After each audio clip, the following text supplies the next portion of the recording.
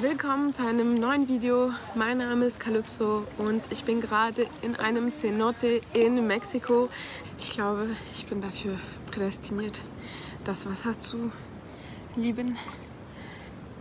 Einerseits, weil ich Mexikanerin bin und auch Deutsche. Und auch... Oh nein! Und auch, weil ich Calypso heiße. Und Calypso ist kein Künstlername. Ich heiße schon immer Calypso. Meine Mutter hat diesen Namen ausgesucht. Calypso ist eine griechische Göttin, eine Naturgöttin, das heißt eine Nymphe aus der griechischen Mythologie. Und das Wort selbst heißt oder bedeutet mysteriös. Und Calypso ist die Göttin des Meeres. Und ich empfehle euch, die Odyssee zu lesen. Das ist eine sehr, sehr schöne Lektüre. Hier sind kleine Fische und auch größere Fische. Der Odysseus war ganz hin und weg von Calypso. Deswegen ist er 7 Jahre auf ihrer Insel geblieben. Die Insel angeblich könnte man, wenn man recherchiert, ist Calypsos Insel oder heißt Calypsos Insel Ogygia. Angeblich wird als die Insel Ogygia identifiziert. Und Odysseus ist gestrandet oder hat Schiffbruch erlitten auf Calypsos Insel und ist dann 7 Jahre da geblieben. Calypso hat ihm Unsterblichkeit angeboten, damit er im Gegenzug bei ihr bleibt. Und er hat sich das 7 Jahre überlegt, bevor er doch ein Floß gebaut hat und zurückgefahren ist zu seiner Penelope. Das ist die Geschichte von Calypso. Ach, so schön hier. Und mein zweiter Vorname ist Citlali. Wird manchmal verwechselt. Manche denken, das ist mein Nachname, aber das ist mein zweiter Vorname. Und hier sind ganz viele Fischis. Und Citlali ist Nahuatl. Nahuatl ist die Sprache der Azteken. Sie wird auch immer noch gesprochen, diese Sprache. Von vielen Menschen hier in Mexiko hört man auch, habe ich schon einige Male gehört. Citlali bedeutet Stern. Ich bin also ein Stern. Und Calypso habe ich auch noch keine zweite getroffen. Ich habe in meinem gesamten Leben 1-2 Mal gehört, dass jemand gesagt hat, ich kenne eine andere Calypso. Und darüber bin ich auch ganz froh, muss ich ehrlich sagen. Denn ich finde es schön, diesen Namen zu tragen. Den habe ich meiner Mutter zu verdanken. Denn sie wollte, dass ich einen Vornamen habe, den man auf allen Sprachen gut aussprechen kann. Und ich mag die Aussprache auf Deutsch am liebsten. Ich glaube, auf Griechisch spricht man es genauso aus wie auf Deutsch, nämlich Calypso, also mit dem Y wie ein Ü. Und so mag ich auch, dass man meinen Namen am liebsten ausspricht. Aber auf Spanisch spricht man es Calypso aus und auf Französisch Calypso. Ja, ist mir alles recht. Aber außer Spitznamen sind mir nicht recht. Meine Videos sind manchmal mehrsprachig, aber für euch mache ich immer die Untertitel auf Deutsch, damit ihr es versteht. Und ihr könnt auch die automatischen Untertitel von YouTube einschalten. Und meine Videos sind mehrsprachig, weil ich mehrsprachig bin, weil mein Kopf mehrsprachig funktioniert, denn ich bin mit 3 Sprachen aufgewachsen. Da meine Mutter Mexikanerin ist und mein Vater Deutscher, habe ich Spanisch und Deutsch zu Hause gelernt und ich bin in Frankreich aufgewachsen. Ich habe insgesamt über 10 Jahre, fast 15 Jahre in Frankreich gelebt, als Kind und auch als Studentin.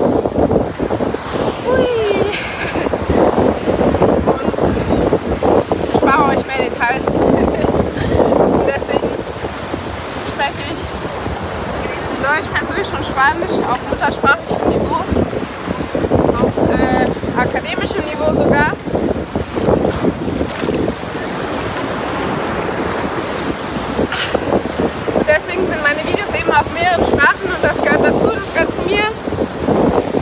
dann habe ich eben noch im Laufe meines Lebens noch weitere Sprachen gelernt. Wenn man eine kann, dann 2 kann, dann kann man auch 3, 4, 5. Und deswegen dürfte ich mich eben auf mehreren Sprachen erleben. Und auf jeder Sprache ist man auch ein bisschen anders. Menschen, die bilingual oder nicht trilingual aufwachsen, haben übertrieben gesagt mehrere Persönlichkeiten. Auf jeden Fall verhält man sich ein bisschen unterschiedlich, je nachdem, welche Sprache man gerade spricht, mit wem man sich unterhält. Und genau, mit meinem Bruder habe ich immer Französisch gesprochen. Französisch habe ich dann in der Schule gelernt und mit Gleichaltrigen gesprochen, das heißt eben auch mit meinem Bruder. Und man fragt mich auch oft, auf welcher Sprache ich träume. Ehrlich gesagt, ich träume auf keiner spezifischen Sprache. Träumt ihr auf einer Sprache? Also wenn ich träume, dann höre ich keine Sprache in meinem Kopf. Oder ich sehe natürlich sind da Menschen und so, aber kommt drauf an wer, dann spricht er eben die respektive Sprache. Aber in meinem Kopf, wenn ich träume, spreche ich keine spezifische Sprache. Oder alle Sprachen vermischen sich dann. Auf jeden Fall ist mein Gehirn es gewohnt, von einer Sprache in die nächste zu springen. Was nicht bedeutet, dass ich kann natürlich in einem Satz alle Sprachen sprechen, aber das ist nicht so förderlich, wenn man gerade eine Sprache lernt. Es ist besser, wenn man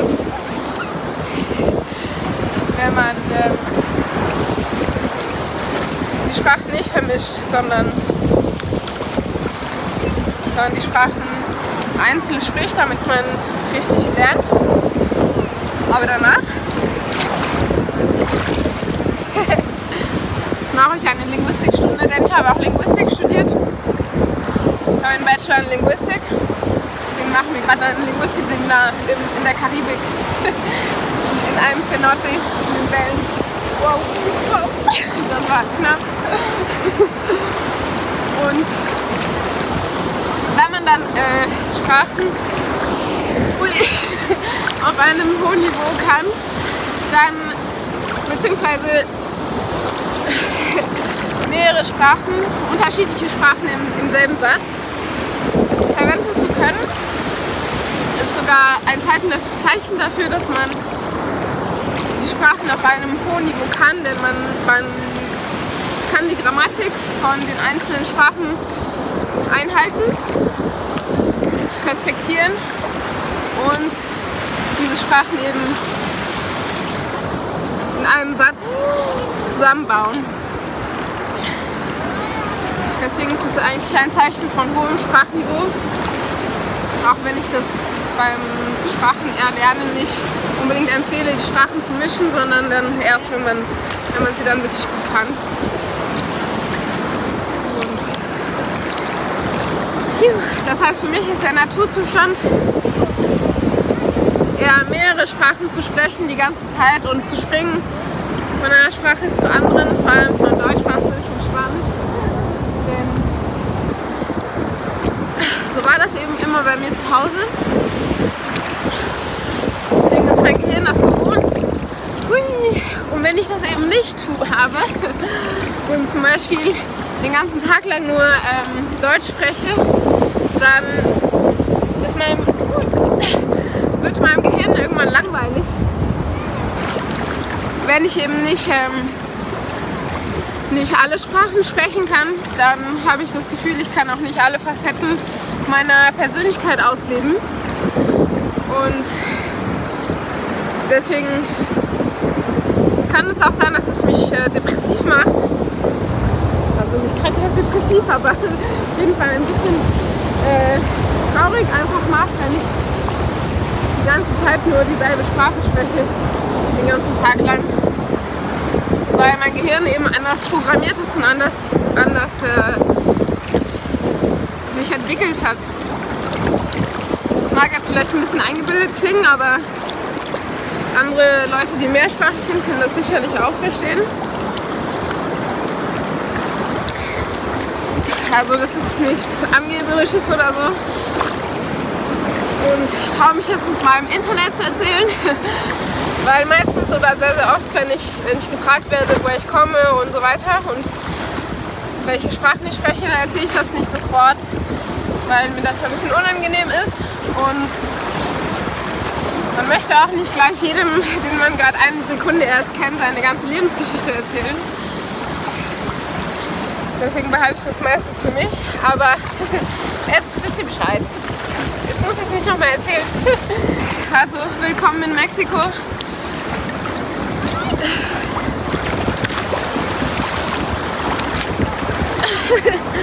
Das Wasser ist wirklich minimal salzig hier, fast gar nicht salzig. Also, dieser Bereich ist wirklich der Cenote. Und da hinten, wo die Wellen brechen, da ist dann wirklich das Meer, da ist es dann wirklich salzig. Aber hier ist es minimal salzig. So unglaublich, was es hier alles gibt, was die Natur einem alles gibt. Deswegen ist es so wichtig, die Natur zu schützen. Und man tut, was man kann. Ich glaube, Kleinigkeiten machen schon den Unterschied. Wie gesagt, Müll immer mitzunehmen, Pfandflaschen zurückzugeben. Das Pfandflaschensystem ist wirklich super. Das gibt es nicht in allen Ländern der Welt. Oder darauf zu achten, was man isst, wie man sich fortbewegt, noch welche Gedanken man in seine Träume mitnimmt. Danke, dass du dabei warst. Ich hoffe, dieses Video hat dir gefallen. Wenn es dir gefallen hat, hinterlass mir doch gerne ein Abo. Und wenn du in der Reiseplanung bist für eine Reise nach Mexiko, dann schreib mir doch gerne eine Nachricht. Ich unterstütze dich gerne dabei, deine Reise nach Mexiko zu planen.